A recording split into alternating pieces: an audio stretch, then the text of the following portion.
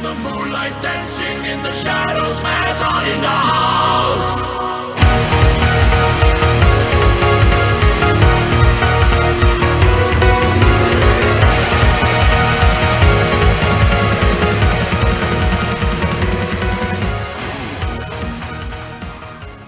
I'm GATTOPANCERI666 from Nanowar Of Steel.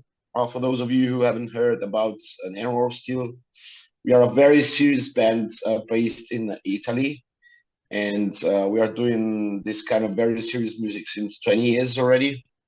And that's pretty much it. I mean, we got a new album coming out. It's called Dislike to False Metal, and which really means we should dislike false metal, whatever that means, but at least don't kill it.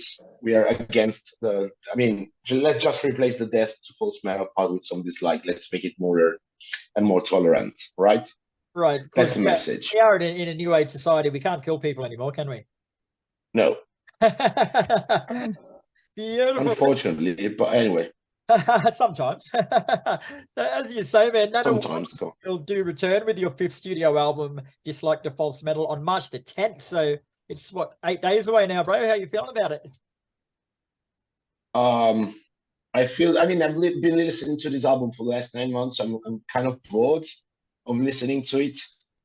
I just hope the listeners won't get bored so quickly, so we can get some revenues from streaming even in years to come. So that's my hope, and that's my wish for the album. That's actually, you raise an interesting point there, because like a lot of your music is based on the humor side of things, but when you listen to it so much, the humor loses effect a little bit, I guess, doesn't it? So do you have like a laugh meter that you've got to go over before a song gets past, so you know it's going to last? Or I mean, I think I still like the jokes behind the songs. I think they're all right jokes. I mean, some of them are better than others. So there's one thing that I would say about our songs is that even though it's humorous and you know it's kind of again it's comedy, they still kind of work in the long run. I mean, probably it's unconscious or consciously, I don't know, but this is how we write songs. So one thing that I always say is that we don't use much profanity, for example. We try to avoid that. And that's one of the things that probably makes the jokes last longer in a way, because when you use a lot of fuck or whatever, you play like on more language and being explicit rather than being maybe so subtle, then the humor wears out pretty quickly. And that's one thing. So I think that's not the issue. It's probably that this music itself, like at some point I've listened to the same song. We had to listen to the album over and over again, you know, during the mixing phase and mastering phase and all this, and writing phase, of course. And that's just it. I cannot listen to it anymore. Very cool. So tell us a bit more about the album from a musical point of view, mate, and what you guys are going for with it. All right, so this is a mix of different genres. It's we call ourselves metal fluid genre, gender metal fluid, whatever you might want to call it, because we don't really have a established direction. Like there's something that existed even before this album, but here is pretty much clear in the sense that we take on different substyles of metal and not metal and everything in between. And so that's the first thing I would say. It's more of my greatest hits rather than a single work going in the same direction in that sense. And we take on different bands. So we got some Liljestam kind of style songs. We got some Sabaton. We got some anything like Nightwish, whatever, and Rhapsody of Fire as usual. So cool. You released the singles Winterstorm in the Night and Disco Metal. So are they a good sonic representation of the whole album, would you say? No, in that no song is a good sonic representation, since they are 20% representation. So we've got 10 songs. Each song is very different from the other. And so that's 20% is below 50%. We don't get even to half of the full spectrum of the sonic representation of the album. So mathematically speaking, no, they're not. Cool. But they are very good video representation in that they are 2 videos, and they are the only 2 videos we released so far from the album. So they are 100% accurate from the video side. Very cool. So to tell us a bit more about those two songs particular and why you chose them to represent the album by releasing them. So I think Winterstorm In The Night, we chose it because it was short, and it was probably, we didn't do many songs like that in the past, so it was sort of, we wanted to send a signal that was something a little bit different. And from a musical point of view, of course, the idiotic lyrics, it's what I've been doing since forever, so that wouldn't have surprised anyone. But one thing that we really care about with our audience is usually to try not to repeat ourselves, like the same joke or the same kind of music style. And so this was, we thought this was a good candidate, in that we've never talked about hair, lice, and dandruff in the past, and we are not making parody of that kind of symphonic metal genre, like symphonic Nightwish, whatever you want to call it. And this Cometa is just a fun song. I think it's more. I was surprised that many people were surprised by the song, in that there were lots of comments saying, "Oh, but you are using the auto-tune here, but this is not, this too much disco, too much dance, and there's not enough metal in it." That was surprising me, because that's, I mean, a Nanowar fan should expect exactly something like that. For me, it was like the sort of a quintessential Nanowar song. Like you mix two genres, you put a lot of even from the video point of view, there's the kind of video that we would expect from us, with dancing and masks and this kind of thing. So, so despite what people say, there was sort of a classic in Nanowar Steel. We were trying to make it like a new classic or whatever, but there's something along the style that would resonate with our fans. Yeah, that was the idea. Speaking of dancing, in the video for Disco Metal, you guys try to draw influence from Michael Jackson's Thriller, and I've got to say it looked pretty good.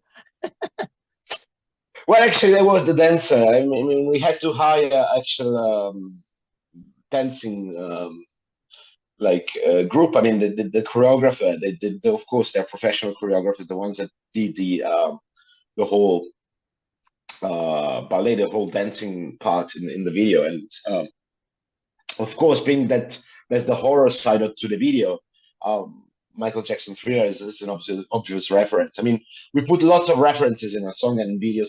That's sort of a trademark.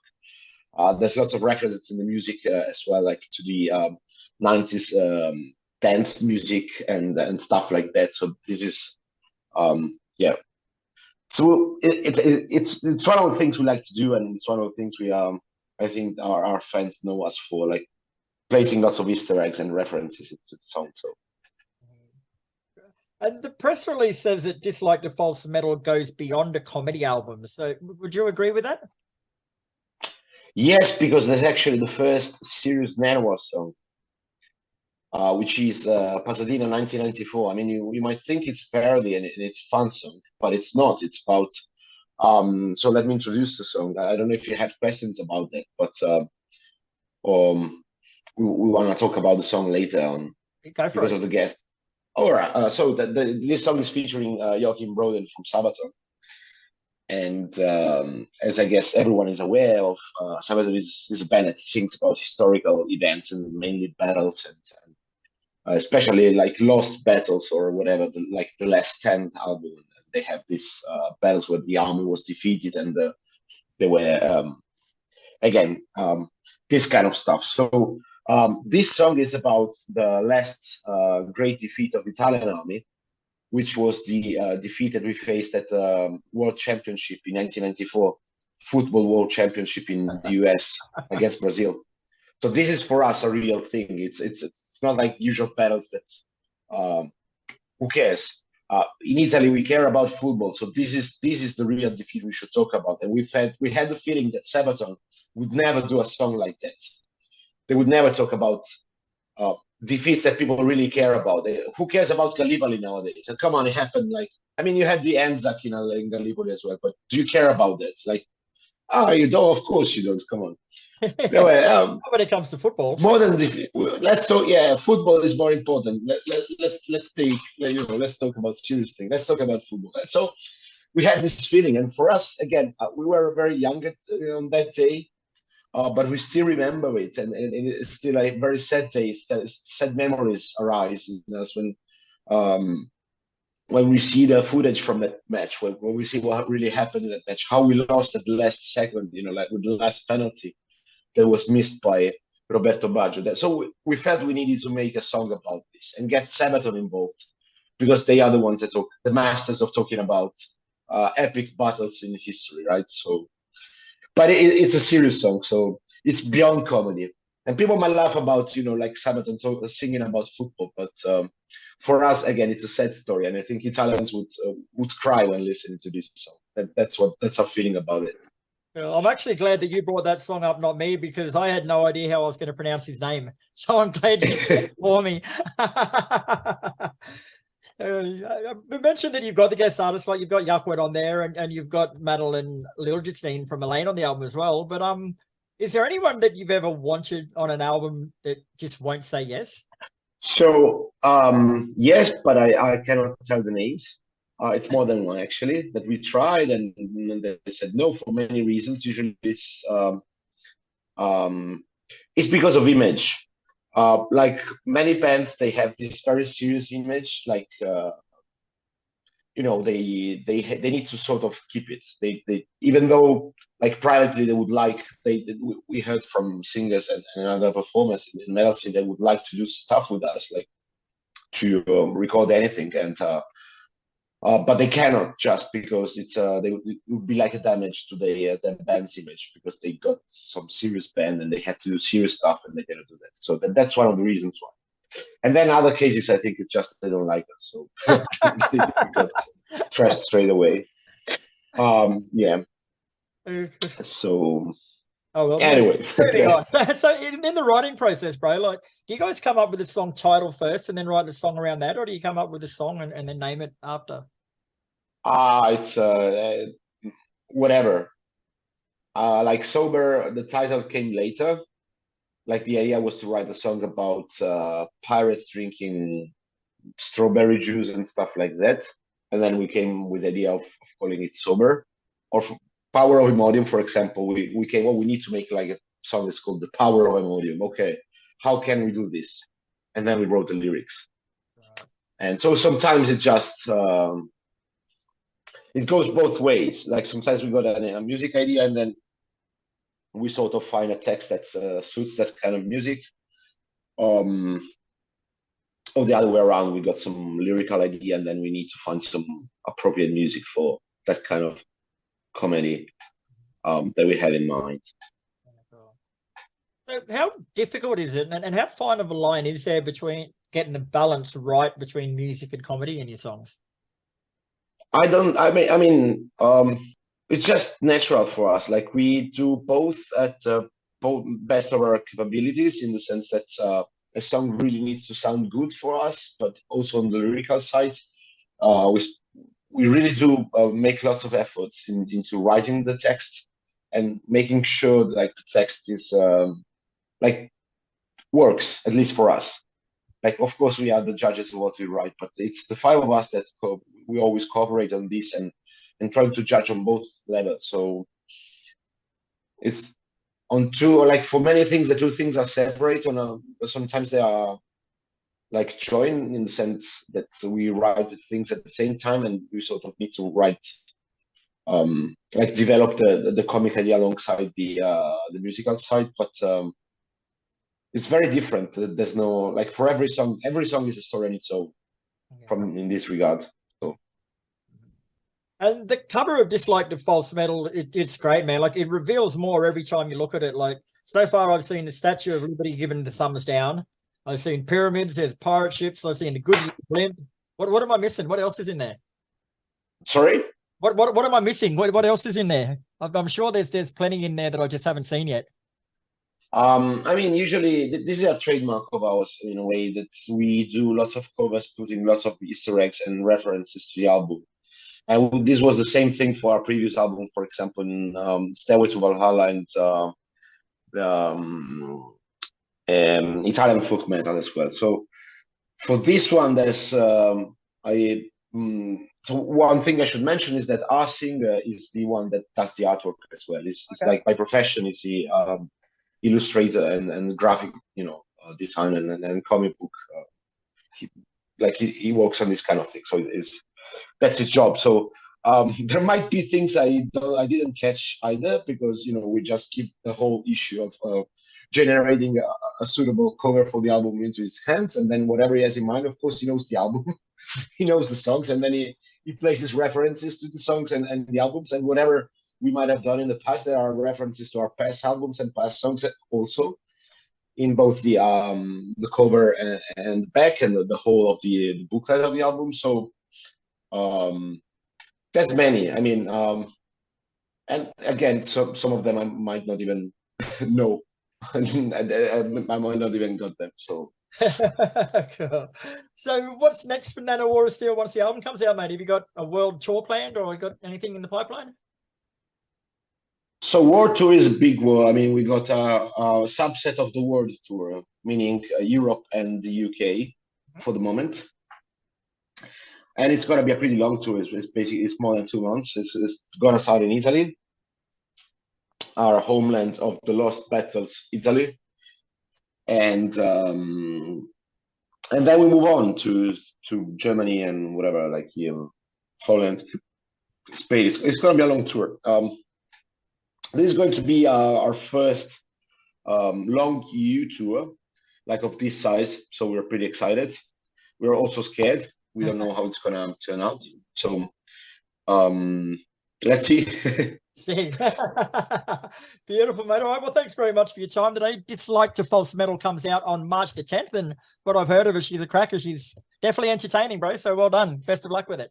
Thanks a lot. I'm really glad to hear that. Disco metal, dancing in the moonlight, dancing in the shadows, metal in the house.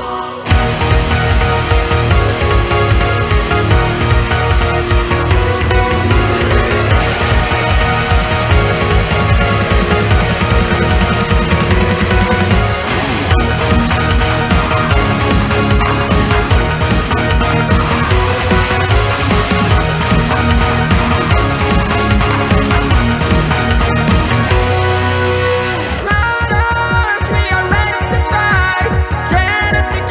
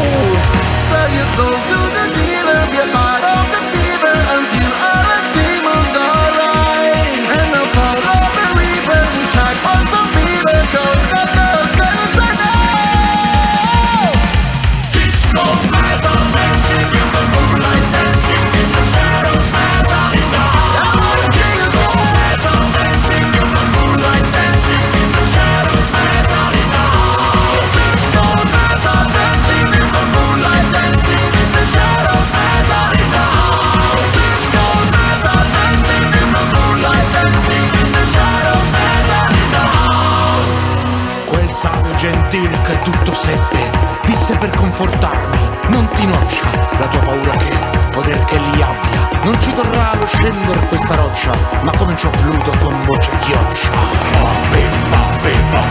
C'è da spostare una mano.